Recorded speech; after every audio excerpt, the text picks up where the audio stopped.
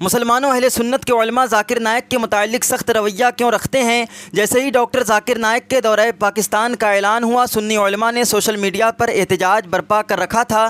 کیا آپ نے اس کی وجہ جاننا پسند کی؟ کیا کسی سنی عالم نے کہا کہ ذاکر نائک نے ہمارے مسلک کو برا کہا ہے اس لیے ہم اس کی مخالفت کر رہے ہیں؟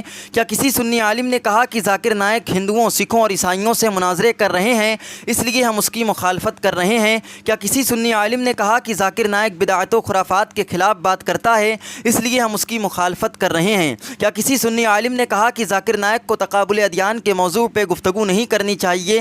یقیناً 100% یقیناً کسی بھی سنی عالم کو ذاکر نائک کے علم، اس کے مسلک، اس کے غیر مسلموں سے مناظروں اور ان کو مسلمان کرنے کی تکلیف نہیں ہے۔ سنی علماء کو ذاکر نائک کے اس فکر سے اختلاف ہے جو وہ بغیر قرآن و حدیث کو جانے عام کر رہا ہے۔ اس کی وہ گفتگو کروڑوں مسلمانوں کے دل کو چھلنی کر رہی ہے۔ آپ حضرات وہ باتیں بغور سماعت کیجیے۔ پہلا، ذاکر نائک کا عقیدہ ہے کہ اگر عیسائی عیسیٰ علیہ السلام کو اللہ کا جنا ہوا بیٹا نہ کہیں تو کوئی مسئلہ نہیں، جو اللہ کی بات مانے وہ اللہ کا بیٹا ہے تو میں بھی اللہ کا بیٹا ہوں۔ اور دوسرا، شری رام کرشنا بھی شاید پیغمبر ہی تھے، بس ان کا ذکر قرآن مجید میں نہیں آیا اس لیے ان کو میں علیہ السلام نہیں کہتا۔ اور تیسرا، آج کی تاریخ میں بابا لوگوں کو چھوڑو، محمد صلی اللہ علیہ وسلم سے مانگنا بھی حرام ہے۔ پھر اس سے اگلے جملے میں کہتا ہے کہ آج کی تاریخ میں محمد صلی اللہ علیہ وسلم کو ماننا بھی حرام ہے۔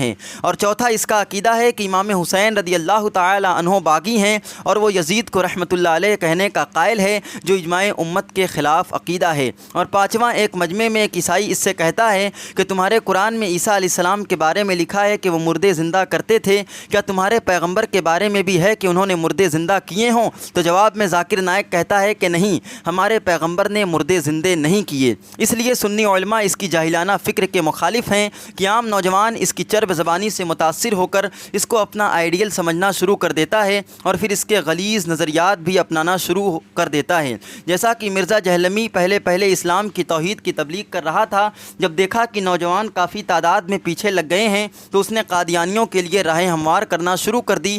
کبھی کہتا ہے کہ قادیانی بھی مسلمانوں کا ہی ایک فرقہ ہے، کبھی کہتا ہے اگر وہ ہمیں کافر نہ کہیں تو ہم بھی ان کو کافر نہ کہیں۔ اب ذاکر نائک کے ساتھ اس اختلاف کو لوگ نفرت، تعصب، حسد، بغض یا کوئی بھی نام دیں، ہمیں قبول ہے، کیونکہ ہمیں ذاکر نائک کے اس علم سے اختلاف ہے جو اللہ کی توحید، رسول اللہ صلی اللہ علیہ وسلم کی شان محبوبیت اور اہل بیت اطہار کے ساتھ بغض اور جہالت والا علم اس کے پاس ہے۔ حدیث پاک کے مطابق کسی سے بغض اللہ کے لیے رکھنا چاہیے اور محبت بھی اللہ کے لیے، تو الحمدللہ ہمارا ذاکر نائک سے بغض صرف اس لیے ہے کہ اس نے اپنے آپ کو اللہ کا بیٹا کہا، شری رام کو رب کا پیغمبر کہا، رسول اللہ صلی اللہ علیہ وسلم سے مانگنے کو اور آپ کو ماننے کو حرام قرار دیا، یزید کافر کو، یزید فاسق کو رحمۃ اللہ علیہ کہا۔ اس لیے تمام نوجوانوں سے گزارش ہے کہ فتنوں کو سمجھنے کی کوشش کریں اور علماء کی اس درد کو سمجھیں۔ علماء اہل سنت آپ کو در رسول اور در آل رسول سے وابستہ کر کے در خدا کے ساتھ جوڑے رکھنا چاہتے ہیں۔